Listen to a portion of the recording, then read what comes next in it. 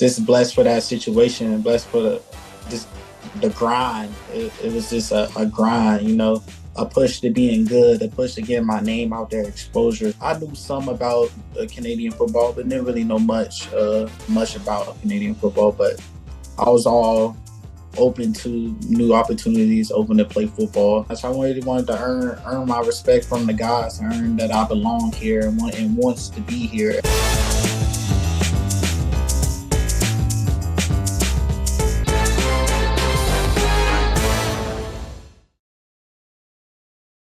Eric Johnson here for another episode of Around the Way with EJ. I'm excited for this one because we got a fellow Colonel on the other side of the camera here today. That Colonel to Colonel connection is pretty strong. So the one and only Darrius Bratton. Darius, I appreciate your time, man. How's everything going? It's good. Everything's going good. Appreciate you having me. Indeed, indeed, man.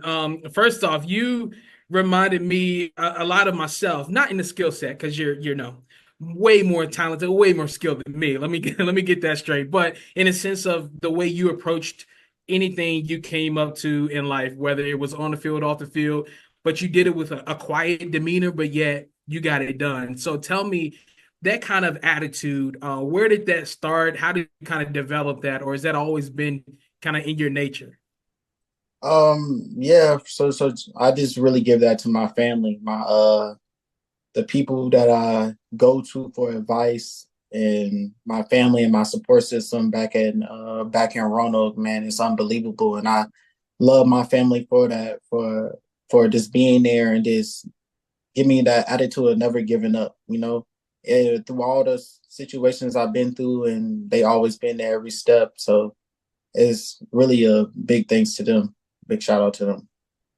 Yeah, who gave you that push early on to get into athletics? I would imagine, from my perspective, I'm thinking dad probably gave you that nudge, but I would imagine maybe your brothers, sisters, parents as well. Who gave you that push there?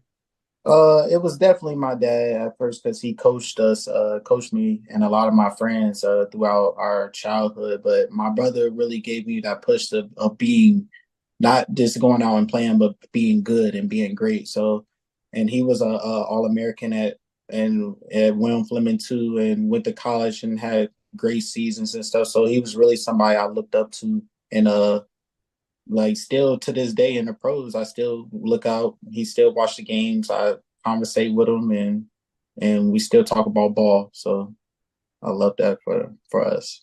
Take me back a bit because our time almost overlapped at Fleming, but I came out just a little bit ahead of you. But Mhm. take me back to those days, those playing days, suiting up for the Colonels. What was that like? And I believe you played under Coach Martin, is that right?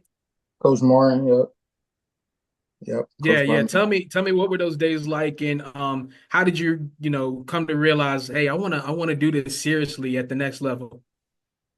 Um, I think after my freshman year, I had like a decent season, or what? It was a decent season. It wasn't good. It wasn't great, but my brother pushed me. He was like, "If you're gonna be out here, we gotta work." So after that, I just dedicated my time to football, and I know I played three sports, but after every sport, I went to the field and did extra work and just grinded it out with him. So eventually, I got the chance to go out in a 1 day camp. I got a chance to go out prove myself, and I got my offer in one offer in the 1 day camp. So just blessed for that situation and blessed for just the grind. It was just a grind, a push to being good, a push to get my name out there, exposure. So it was really all that and combined, and just the this that that never giving up attitude. And so it was just,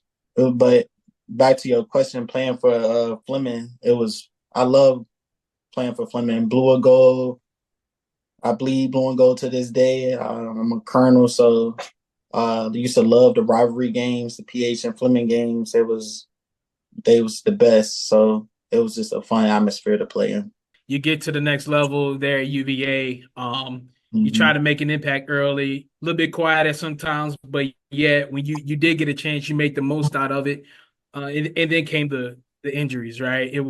It seemed like they were nonstop for a second, but Yeah. just tell me, how did you kind of fight through that? each and every season. Because I believe it was your next to last year, we came up to camp and there was a lot of excitement. They were like, man, Bratton's back. The defensive backfield is going to be on point. Yeah. And then before the season even started, we came back to Roanoke. I was like, oh no, what happened? What did he do? And I saw Mhm. you on crutches. But tell me, what kind of mental fortitude did it take for you to fight through all of those injuries, all of Mhm. those battles there?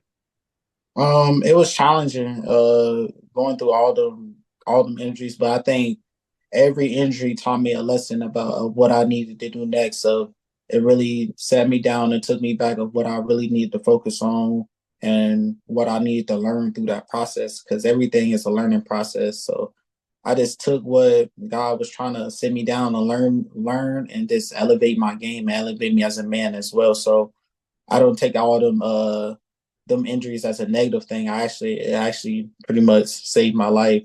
A lot of them injuries, and really just taking that time and looking at them.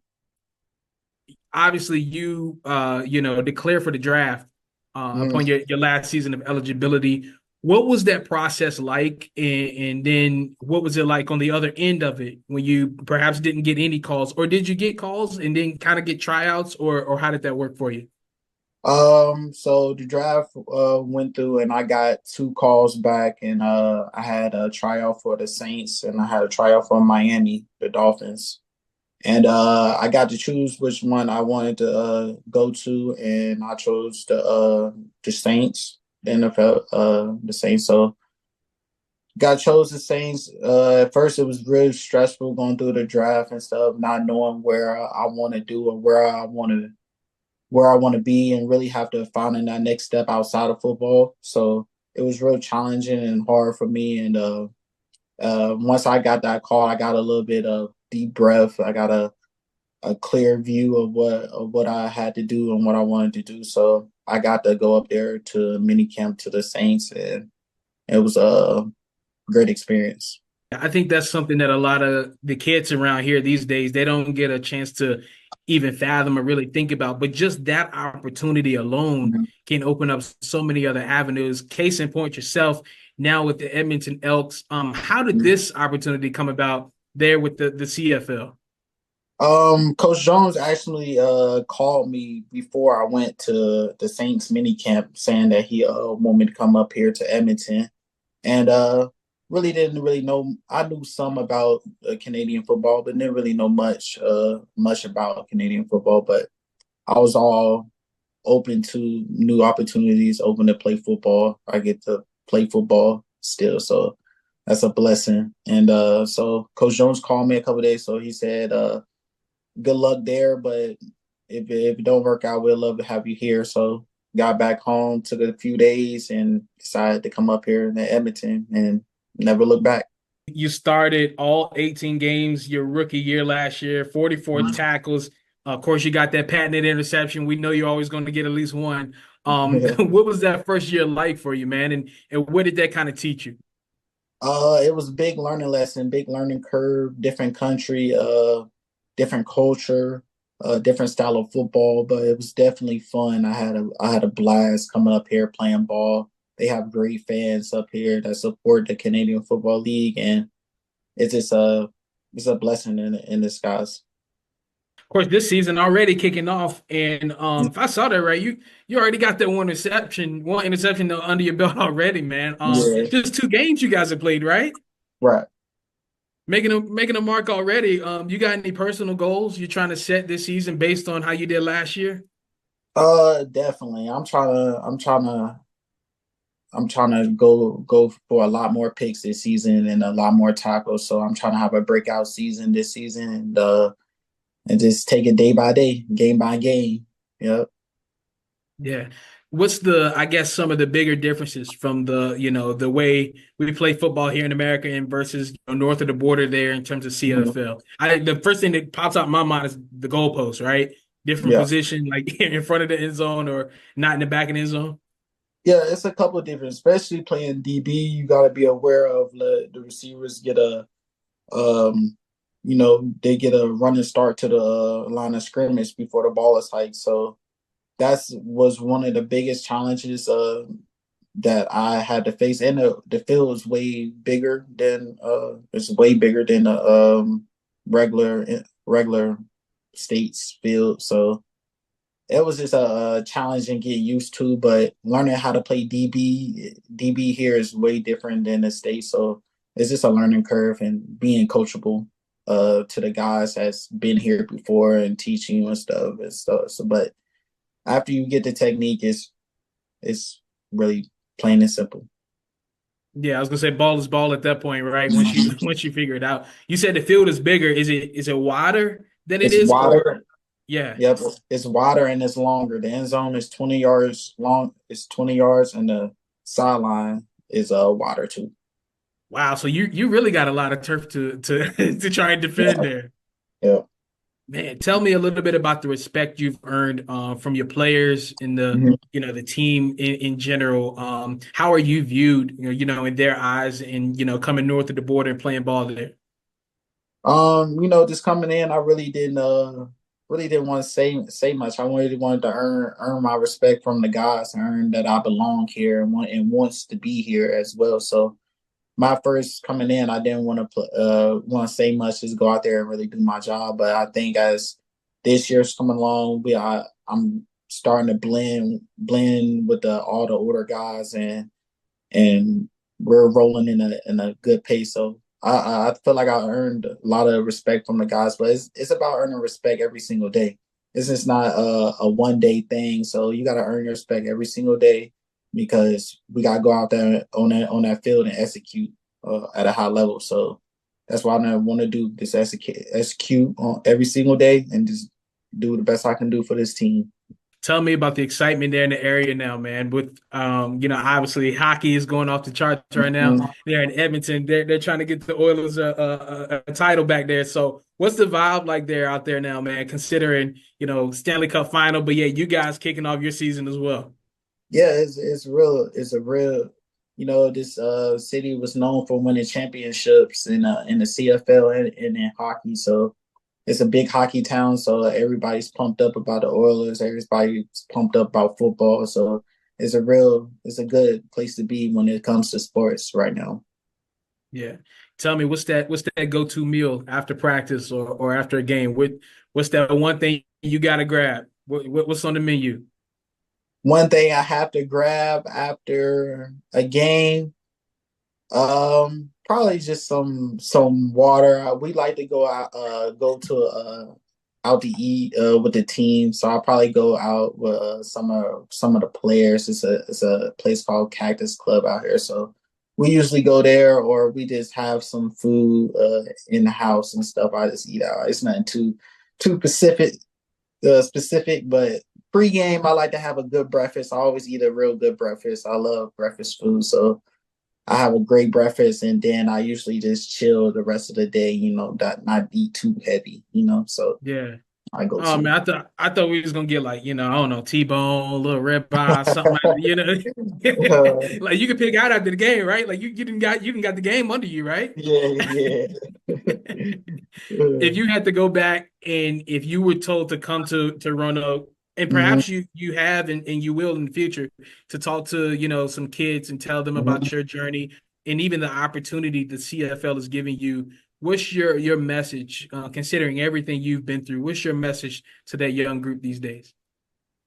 Um, just knowing their circumstances, it's hard to get exposure from a small city that we in. So just knowing that grind is consistent, is every day, is you can't. There's no day off. There's no days off. So it's just being consistent, being repetitive. You got to do the extra mile to for the extra mile just to get your name out there, because we're from such a small area. So I had to do extra just to get my name out there, just to get some buzz around my name, so I can get them looks, get them experience, get whatever I needed to go to the next level. So I just say to stay on that grind, know how to get your name out there, go to camps, do all the little things right, because it's gonna take the little things for you to get out of the area that we in and get your Yeah. name out there. I hadn't thought about it until you mentioned it there, but in thinking of your college career, COVID was tough for everybody, but do Hmm. you kind of look at that as not a blessing, but the blessing to have that extra year of eligibility? Because considering what that was able to do for you, not Hmm. only just playing, but then all the injuries you had too, do you look back at that and say, man, that was kind of a boost that really kind of helped me to have that extra year? Yeah, I look at Kobe as an extra. Any extra year to play football, to play the game that I love is a blessing in itself. So it was a blessing, Scotty, just to be in the facility, be in the training mode of football. So it was just a great thing to have. Indeed. The family come up there quite yet, or are they waiting until you just come back home after the season? Yeah, they came up last season for a game. They plan on coming up this season and watching the game as well, but they always tuned in at home. So my dad texts me every halftime telling me what I need to do better, and I love that. And I go straight to my phone to check my phone and see what's up, see what he see and see what I see, and so I love that.